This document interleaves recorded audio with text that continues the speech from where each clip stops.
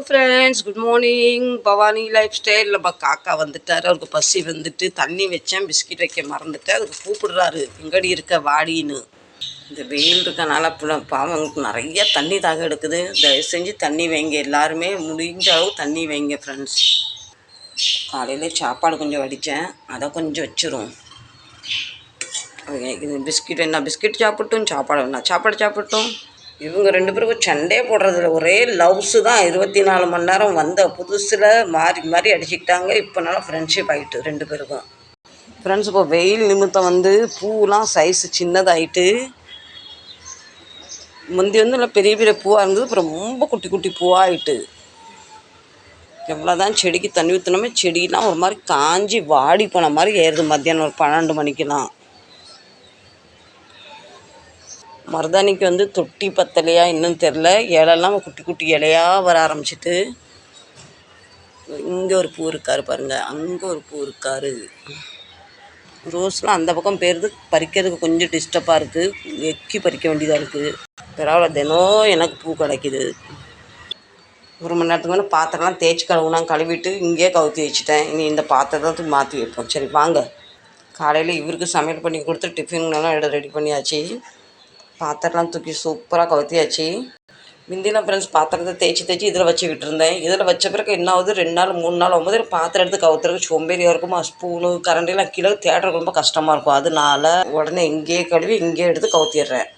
Friends, உங்களுக்கு நான் போடுற வீடியோலாம் பிடிக்கிறது இல்லை போல், மொக்கையாக இருக்க போல். அதான் நீங்கள் யாருமே பார்க்கவும் மாட்டேங்கிறீங்க, சப்போர்ட் பண்ண மாட்டேங்கிறீங்க, லைக் பண்ண மாட்டேங்கிறீங்க.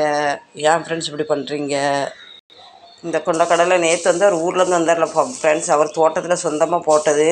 நேற்று வரும்போது இவ்வளோ கொண்டக்கடலை கொண்டாந்தார். இதுவும் கொண்டாந்துருந்தார். பின்ன க்ரீன் மூங்கு இருக்கும்ல, முழு பாசி பயிறு. இவர் கூட ஒருத்தர் வந்திருந்தார். அவர் கூட வைக்கிறதுக்கு வந்து ஒரு அப்படின்னா டிக்கெட் கிடைக்காம ரொம்ப கஷ்டப்பட்டு வந்தார்ல. லக்கேஜ் இங்கே அங்கே மாறிட்டு அந்த பாசி பருப்பு அவர்கிட்ட போய் வாங்கிட்டு வரணும். இதில் என்ன இப்போ பிரச்சனைனா, இதை அப்படியே தோட்டத்துலேருந்து எடுத்து க்ளீன் பண்ணால் அப்படியே கொண்டாந்துருக்காரு. மொத்தமாக வியாபாரத்துக்கு கொடுக்குற கணக்கில் அவங்க வீட்டில் எடுத்து வச்சுருப்பாங்க போல். இவர் இவ்வளோ இருக்கும் ஒரு 4-5 கிலோ கொண்டாந்துருக்காரு.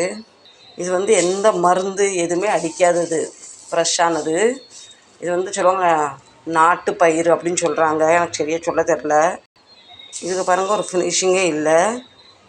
இது பாருங்கள், டிமார்ட்டில் வாங்கினது. அது இதுக்கு எவ்வளோ டிஃப்ரெண்ட் இருக்குது பாருங்கள் ஃப்ரெண்ட்ஸ். இதெல்லாம் க்ளீன் பண்ணி ஏதோ பாலிஷ் போட்டிருக்காங்க. இது ஒன்றுமே பாலிஷ் போடுறது. இது வந்து இது இந்த மருந்து அடிக்காத ஏதோ சொல்லுவாங்கள்ல, ஆர்னிக்கு ஏதோ சொல்லுவாங்கள்ல, அப்படி ஏதோ போல். நான் சரியாக சொல்ல தெரில, ஏதோ வளரிக்கிட்டு இருக்கேன். இந்த பயிர் வகையெல்லாம் டிமார்ட்டில் ரொம்ப விலை கூடுதல். இது நம்ம சொந்தமாக நம்ம தோட்டத்திலே விளை வச்சுது. எனக்கு எப்படி இது ஒரு வருஷத்துக்கு வரைக்கும் ஓடும் போல். பையனுக்கு ஏதாவது ஸ்நாக்ஸ் பண்ணுவேன். நாங்கள் நிறைய சன்னா மசாலா பண்ணுவோம், கிரேவி பண்ணுவோம். ரொம்ப ஏதாவது டிஃப்ரெண்ட் ரைஸ், வெரைட்டி ரைஸ் பண்ணலாம். இந்த பயிர் நேற்று நைட்டில் கொஞ்சம் எடுத்து நான் க்ளீன் பண்ணி கொஞ்சம் ஊற வச்சேன். பார்க்காத எவ்வளோ குட்டியாக இருந்து ஊறின பின்ன பாருங்கள், எவ்வளோ பெருசாக இருக்குது பாருங்கள். இது வந்து நம்ம தோட்டத்திலே விளைவிச்சு நம்மளே விவசாயம் பார்த்து சாப்பிட்றதுல ரொம்ப ஒரு ஹாப்பியாக இருக்குது. இவர் எப்போ ஊருக்கு போயிட்டு வந்தாலுமே ஃப்ரெண்ட்ஸ் இந்த பாசி பயிர் வந்து கம்பல்சரி கொண்டு வருவார். இந்த கொண்டக்கடலை கொண்டு வருவார். எங்களுக்கு 1 வருஷத்துக்கு அந்த ஓடிடும். ஆனால் இந்த இடம் இந்த பேக் மாதிரி போனனால அவர் சொல்ல வெக்கமாக இருக்குது. திருப்பி அங்கே போய் அவர் வீட்டில் போய் வாங்குறதுக்கு. அதுவும் அவர் வீடு ரொம்ப தள்ளி, எங்கள் வீடு ரொம்ப தள்ளி. போய் வாங்குறாரா வாங்கலை தெரியல.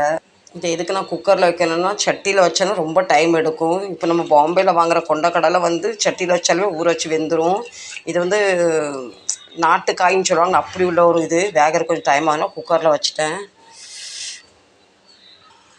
பையனுக்கு வந்து தினம் ஒரு பயிர் வகை கொடுக்குறேன். சுண்டல் மாதிரி தாளிச்சும் சாப்பிட்லாம், அப்படியே கூட வேக வச்சு சாப்பிட்லாம். இப்போ கொஞ்சமாக அண்டா பெப்பர் ரைஸ் பண்ண போகிறேன். கடுகு, ஜீரகம், பெருஜீரகம் கொஞ்சமாக வெங்காயம் குறைய போகுது. அதுக்கு நேற்று நைட்டில் செஞ்ச கொஞ்சம் பாஸ்மதி ரைஸ் இருக்குது. என் பையனுக்கு இப்படி அண்டா ரைஸ்லாம் பண்ணி கொடுத்தா ரொம்ப விரும்பி சாப்பிடுவார். குட்டி தக்காளி, மஞ்சத்தூள், கையில் தனியாத்தூள், 1 ஸ்பூன் மிளகாத்தூள், கொஞ்சமாக காஷ்மீரி சில்லி பவுடர்.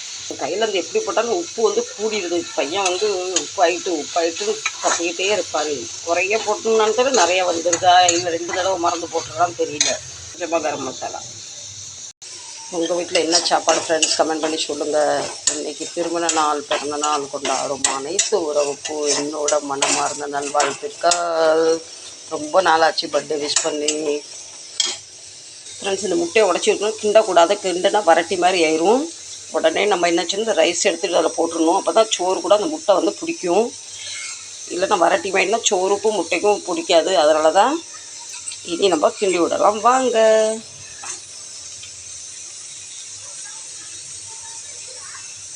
இப்படி கிண்டி விடும் போது அந்த முட்டையிலோட ஈரப்பசம் வந்து சாப்பாட்டில் அப்படியே அப்சர்வ் பண்ணிடும்.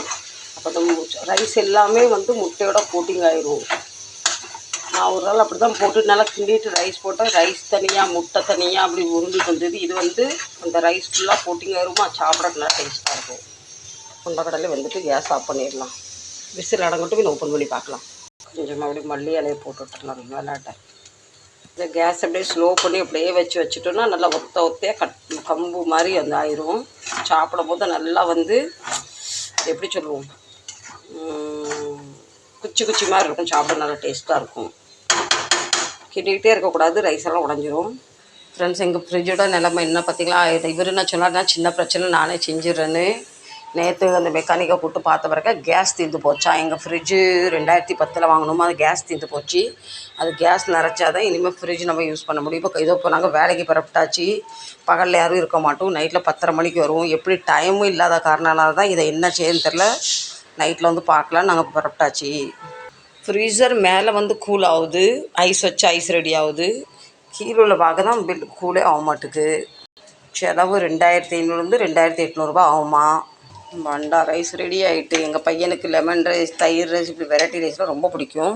கொண்டக்கடலை பாருங்கள், சூப்பராக வந்துட்டு பூ மாதிரி வந்துட்டு பாருங்க. வாங்க இதை தாளிக்கலாம். கடுகு, ஜீரகம், காஞ்ச மிளகா, கருவேப்பிலை, கொஞ்சமாக காயம் போதை விட வேறு இல்லை. வாங்கிட்டு வரணும் கடையிலேருந்து. கொஞ்சமாக உப்பு போடுவோம். யாருக்கடி வேக வைக்கும் போது லேசாக உப்பு போட்டுருந்தேன். நம்ம தாளித்த கொண்டக்கடலை ரெடி. இப்போ வாங்க நமக்கு உப்புமா பண்ணலாம். பிரேக்ஃபாஸ்ட் எங்கள் வீட்டில் உப்புமா.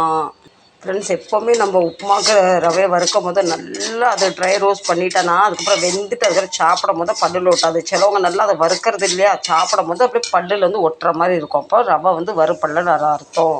ரவை எவ்வளோ வறுக்கிறீங்க உப்புமா அவ்வளோ டேஸ்ட்டாக வரும். இன்றைக்கி வந்து நான் கொஞ்சம் லூஸ் உப்புமா தான் பண்ண போகிறேன். கொஞ்சம் கட்டியாக பண்ணால் பையனுக்கு வந்து முருங்கை மொதல் விற்குது. ஆறின பண்ண ட்ரையாக இருந்தால் லூஸாக பண்ணால் சாப்பிட்றது நல்லாயிருக்குன்னு சொன்னார். அதனால் கொஞ்சம் தண்ணி கூடுதல் வச்சுட்டேன்.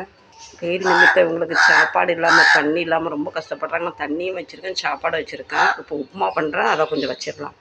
ஃப்ரூட் ஒன்றுமே இல்லை கொடுக்கறதுக்கு. சரி ஃப்ரெண்ட்ஸ், உங்கள்கிட்ட வந்து விடப்படுற நேரம் ஆகிவிட்டது. உங்களுக்கு இந்த வீடியோ பிடிச்சிருந்தா கண்டிப்பாக சப்போர்ட் பண்ணுங்கள், சப்ஸ்கிரைப் பண்ணுங்கள். அதனால் இன்னும் ஒரு வீடியோவில் உங்களை நான் சந்திக்கிறேன். உங்களிடம் இருந்து வெற்றி பெறுவது உங்கள் Bhavani lifestyle. Tata, bye bye, love you. Support பண்ணுங்கள், சப்ஸ்கிரைப் பண்ணுங்கள், லைக் பண்ணுங்கள். அப்போ தான் எனக்கு வந்து என்னை உறவு என்னை இத்தனை ஆதரிக்கணும். இன்னும் நான் புது வீடியோ தரதுக்கு ட்ரை பண்ணுவேன். Tata, all love you.